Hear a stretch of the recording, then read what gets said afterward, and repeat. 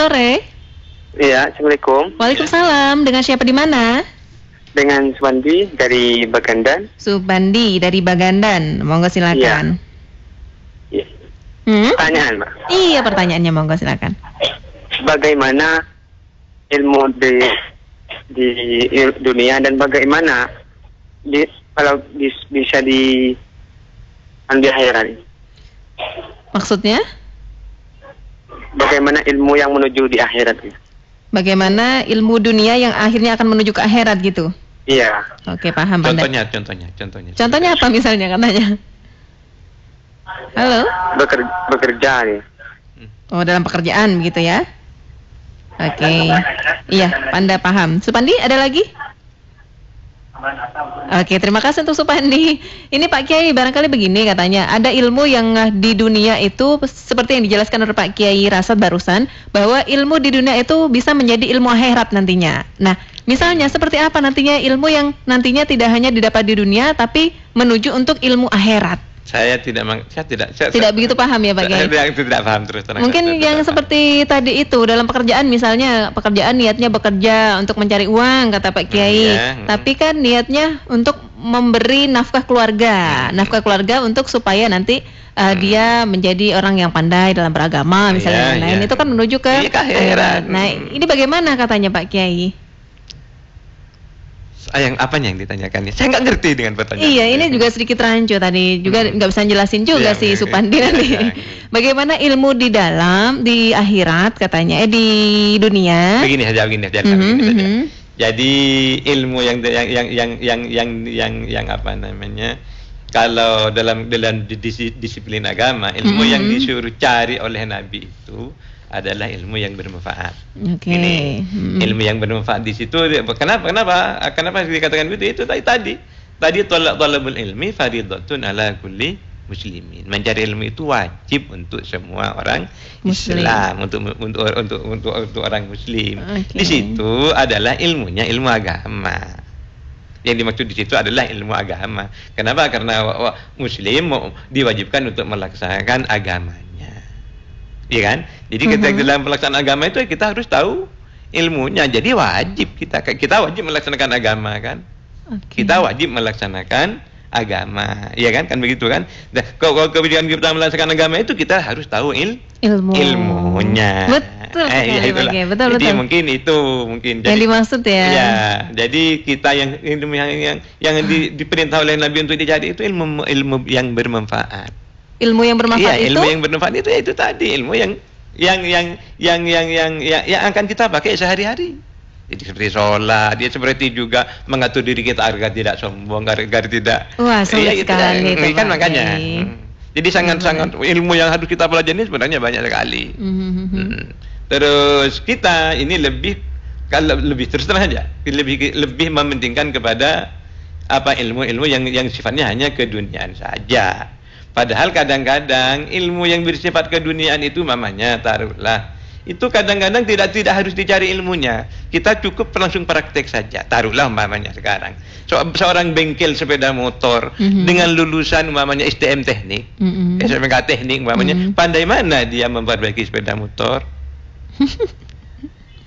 Pandai memperbaiki sepeda motor sepertinya. Pandai mana? Pandai bengkel kan? Oh, betul. Iya kan? Jadi maunya kita sekolah di teknik, tapi kita hanya sekolah saja, hanya ilmunya saja. Tidak ada prakteknya. Dengan itu tadi teknik dengan pekerja bengkel sepeda motor yang tidak pernah sekolah, tidak pernah sekolah yang langsung praktek, pandai mana? Pandai yang langsung praktek bapaknya. Kadang-kadang begitu. Jadi sekarang namanya kita sekolah di SMK Tata Boga, lalu memasak. Lebih pandai mana dengan ibu rumah tangga? Dengan rumah tangga. Ibu lah. Tanya. Makan-makannya. Umi ini ada Umi di samping. Kadang-kadang kita seperti itu. Jadi itu namanya kita itu mencari suatu yang sebenarnya sudah ada di sekitar kita. Dan seperti itu mungkin kita buang-buang usia, mungkin buang-buang umur mungkin. Dan kenyataannya kan memang orang-orang pandai seperti Bill Gates, kan kaya dia kaya bukan lulusan sekolahan kan? Iya kan? Kan bukan lulusan sekolahan dia. Iya, dia penemu. Penemu saja. Jadi istilahnya Gila kita sering dengar bahwasanya kelemahan perguruan tinggi kita ini adalah karena terlalu banyak teori. Hanya teori saja, kita tidak mau mengadakan riset. Iya memang seperti itu.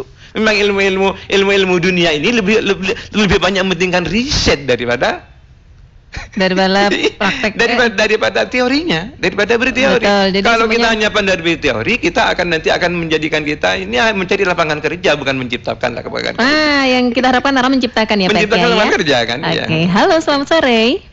Halo, selamat sore. Iya, selamat sore. Waalaikumsalam. Dengan siapa di mana? Dengan Mulyadi, Mbak. Mulyadi di mana, Mul? Di Panglekur. Di Panglekur. Monggo Mulyadi langsung pertanyaannya dengan Kiai Imam. Boleh bertanya tentang masalah poin saja. Langsung saja. Boleh, intinya kata Pak Kiai, monggo. Biar kasihan yang lain. Nah, disunahkan katanya kalau sahur itu kan diakhiri, sedangkan bukanya kan disegerakan. Ya. Bagaimana dengan seorang muadzin itu? Apakah adzan langsung diadzan? Apakah dia mendapatkan sunnah waktu dari buka puasa yang untuk mensegerakan itu? Ya, begini maksudnya. Waalaikumsalam warahmatullahi wabarakatuh. Katanya orang Madura sunnah segera buka itu ya betalin saja. Takjil istilahnya. Takjil itu kan mensegerakan. Iya, takjil itu. Jadi segera buka itu masa harus makan nasi enggak kan? Betul. Kita kan membatalkan aja. Iya, yang penting kita puasanya sudah batal itu takjil. Takjil bukan ain pakai ain. Takjil. Ajjala yu'ajjilu takjilan. Takjilan itu mensegerakan. Jadi kalau sahur mengakhirkan sahurnya ya. Kenapa? Ya banyak anunya. Jadi energi yang kita makan itu masih segar, lalu kita puasa. Itu yang pertama. Yang kedua, habis sahur itu kan langsung sholat kan. Betul. Terus bagaimana muadzin itu katanya Pak Kiai? Ya muadzin sudah jawab tadi kan. Suruh betalin, suruh nginum sudah takjil itu sudah. Jadi nggak sulit amat. Betul, santai aja. Halo, selamat sore. Assalamualaikum. Waalaikumsalam warahmatullahi wabarakatuh. Dengan siapa di mana, Ibu? Ibu Rika di Pamekasan. Ibu Rika di Pamekasan, langsung pertanyaannya Ibu Rika. Ya. Assalamualaikum Kiai. Oke, langsung poin aja. Waalaikumsalam. Iya, pertanyaan saya ini 2. Kan sekarang Kiai lagi ngetol-ngetolnya santri ingin menjadi hafid atau hafidoh. Iya, oke. Bagaimana kalau seumpamanya gagal di tengah jalan? Seumpamanya masih nyampe 15 juz itu berhenti. Ya, kedua, bagaimana hukumnya perempuan haid baca Al-Quran dengan alasan niat zikir atau mengingat hafalan? Sudah begitu saja? Iya, terima kasih. Sama-sama. Pakai ada 2 pertanyaan dari Mbak Ibu Rika. Ini mengenai hafiz ya atau hafidah yang gagal di tengah jalan. Kemudian yang kedua, hukumnya perempuan yang menstruasi untuk menghafal atau menghafalkan Al-Quran begitu. Monggo Pak Kiai. Jadi yang pertama itu umpamanya sudah dapat 15. Asalkan yang 15 juz itu tidak terlupakan karena tidak sengaja. Karena tidak, asalkan jangan yang 15 yang dapat 15 itu jangan sampai hilang dari ingatan dengan cara terus dibaca. Terus dilantunkan. Iya, dibaca. Enggak apa-apa, enggak dosa. Oh, kalau berdosa itu kalau tidak kalau hafalannya itu lalu hilang karena tidak dibaca, itu dosa. Jadi kita jangan jauh-jauh, kita hafal Yasin saja, lalu karena tidak dibaca lalu jadi tidak hafal, dosa. Gitu. Jadi mamanya kalau memang hafalnya sudah 15, ya itu saja jaga. Kira-kira tidak mampu, kalau saya harus 30 juz saya enggak bisa jaga ini. Ya sudah, berhenti saja di situ. Berhenti saja di situ di juz yang ke-15 itu. Karena dimantapkan. Iya, dimantapkan dia. Dan itu dijaga, jangan sampai lupa. Kalau sampai lupa karena tidak dijaga, karena tidak diulang-ulang, karena tidak dibaca lagi. Lalai lah istilahnya. Lalai dosa. Iya, itu yang pertama. Yang kedua, bagaimana orang kalau niat zikir itu berarti putus-putus. Jadi mamanya Qurannya itu putus-putus, berarti nggak apa-apa. Jadi namanya ada orang mati, kita baca inna lillahi wa inna ilaihi raji'un. Itu kan Quran itu. Tapi itu zikir niatnya, nggak apa-apa. Jadi namanya kita baca subhanallah, itu kan zikir itu. Jadi kalau baca kita subhanallahnya, baca bismillah mau makan nggak apa-apa. Tapi kalau kita mau makan baca bismillahnya niat baca bismillah yang di Al-Qur'an itu ya nggak boleh. Oh, nggak boleh. Kalau misalnya baca surat, misalnya surat ayat kursi, baca ayat kursi begitu ketika mens, nggak apa-apa Pak Kiai. Nggak boleh kan itu bukan potongan ya, bukan pisah-pisah. Bukan terpotong-potong. Oke. Jadi kalau perempuan menstruasi nggak boleh ya, kecuali ini agak ada tips saya sedikit untuk ibu-ibu yang ngaji Quran. Itu kalau ikut Imam Malik itu boleh baca, jadi boleh mendengarkan mamanya. Lalu satu kalimat ada keliru nggak apa-apa baca. Mamanya fakafarot, lalu dibaca fakafaru, fakafarot. Nah, gitu. Nggak apa-apa. Membenarkan. Kita membenarkan itu nggak apa-apa. Tapi Imam Malik itu keterangannya dia tahu ada. Jadi kalau kita ngajar lalu kita perempuan kita ya kan, lalu ngajar anak kita taruhlah mamanya, lalu anak kita itu bacanya mamanya keliru lalu digunakan sepotong-sepotong, itu menurut Imam Malik nggak apa-apa. Jangan diterusi sepotong-sepotong. Wah, barusan ada yang gabungan Pak Kiai, udah terputus lagi. Silakan bergabung lagi teman-teman, masih ada kesempatan ini. Jadi kalau intinya kalau membaca surat lengkap tidak boleh Pak Kiai ya. Halo, selamat sore. Selamat sore. Iya, sore, dengan siapa di mana? Dengan Siva di Batin. Siva Batin, pertanyaannya langsung Siva. Ya, pertanyaannya barusan lanjutan yang barusan Mbak. Kalau perempuan menstruasi itu kalau berzikir boleh nggak ya? Boleh sudah. Boleh ya, berzikir. Boleh. Terus gini Pak ya, saya pengen nanya lagi. Gini Pak, kalau misalkan ada pasangan gitu ya, si cowoknya ini pergi gitu tanpa nggak ada beritanya gitu, biar cowok itu ingat gitu. Si perempuan ini baca ini Pak, wa alqo itu alaika mahabbatan ini. Artinya terus dosa nggak kalau dibacain itu? Dibaca-bacain, jambi-jambi. Enggak Mbak, bukan jambi-jambi. Iya, paham, enggak, iya. Saya kurang paham dipakai. Itu bahaya nggak dan dosa nggak baca itu? Iya, begitu saja Mbak Siva. Ya itu, makasih. Assalamualaikum. Waalaikumsalam warahmatullahi wabarakatuh. Ini saya kurang paham ini Pak Kiai. Saya bukan jambi-jambi katanya. Gimana ini Pak Kiai? Itu di ayat sepotong satu ayat dari Al-Qur'an.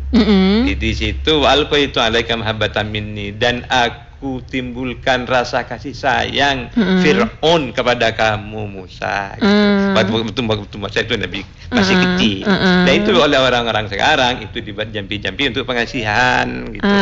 Untuk meluluhkan hati. Iya, hati. Jadi untuk menarik lawan jenis dan sebagainya. Kalau itu tujuannya ya pasangan itu hanya pacaran, ya dosa dong. Dosa. Iya, karena untuk pacaran. Entah kalau dia itu sudah suaminya lalu ingin istrinya kasihan kepada suaminya, supaya ingin cintanya sayang bertambah gitu ya. bertambah sayang. Kalau Kalau tujuannya untuk pacaran, seperti pasangan pacaran ya nggak boleh. Kalau misalnya bukan untuk pacaran tapi untuk seumpama bisa disegani oleh orang, barangkali untuk bisa saling mereka tidak berpikiran jelek, begitu Pak Kiai, bagaimana? Iya, itu apa-apa.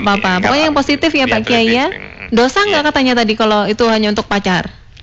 Dosa ya, udah nggak boleh, udah nggak boleh ya dosa.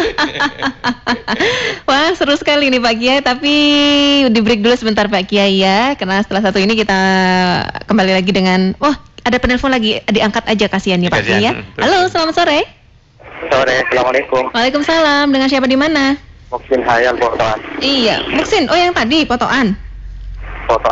Iya, mau nggak silakan pertanyaannya? Kalau gimana hukumnya orang yang mengamalkan hadis yang dhaif, sedangkan yang hadisnya sahih nggak ada saja. Yang kedua, sudah umum di kalangan masyarakat kalau tidurnya orang puasa itu ibadah ya Pak Kiai. Iya. Apakah hadisnya sahih? Tolong dijelaskan. Terima kasih. Sekian, assalamualaikum. Waalaikumsalam warahmatullahi wabarakatuh. Monggo Pak Kiai, barangkali bisa dijelaskan. Kalau hadis dhaif itu boleh dikerjakan kalau dalam boleh dikerjakan dalam afdalul a'mal. Jadi umpamanya ada hadis yang menerangkan kamu umpamanya harus baca kulhu 100 kali. Itu ya boleh saja walaupun hadisnya dhaif. Itu namanya dalam afdalul a'mal. Kenapa? Karena baca baca Qul 100 kali itu afdhalul amal. Jadi kalau bukan afdhalul amal dalam menentukan hukumnya apa namanya, main bola umpamanya halal umpamanya, tapi hadisnya dhaif, ya nggak boleh, nggak boleh dipakai keputusan hukum. Yang kedua apa tadi? Yang kedua tidurnya orang puasa. Jadi begini. Jadi pekerjaan yang sifatnya seperti pekerjaan dunia itu kalau diniati baik maka menjadi baik. Bisa menjadi pekerjaan akhirat. Bisa menjadi ibadah. Jadi kita umpamanya, wah saya akan tidur saja. Nanti saya kalau ngobrol pasti ngerasani orang. Ya, menggunjingkan orang. Jadi tidurnya itu ibadah, nilai ibadah. Itu yang dimaksud dengan ibadah ya. Jadi maksudnya tidurnya orang puasa itu ibadah itu kalau ada niatan-niatan seperti itu. Kalau cuma molor saja. Kalau cuma molor saja atau ngantuk atau lalu tidur terus ya. Begini, saya nggak mau baca Al-Quran, mending saya tidur aja, kan sama-sama ibadah. Nah itu. Nggak bisa begitu. Boleh ya, jadi tidurnya itu ibadah kalau ada tujuan ibadah di situ. Ya. Daripada saya mengunjing, mending saya tidur. Nah itu baru ibadah. Kalau saya lebih daripada baca Quran saya tidur aja ibadah. Yang nggak dapat bukan begitu cara mengartikannya. Salah ya. Jadi semuanya tergantung sama niat ya Pak Kiai ya. Kadang-kadang begitu. Betul. Jadi kalau pekerjaan itu boleh dalam syariat, itu kadang-kadang kalau diniati baik lalu jadi nilai ibadah. Ya. Gitu. Iya. Kita break dulu Pak Kiai. Setelah satu ini ternyata bisa bergabung lagi dengan kita di 0877762296 dan di 032327.000. Nama saya Muhammad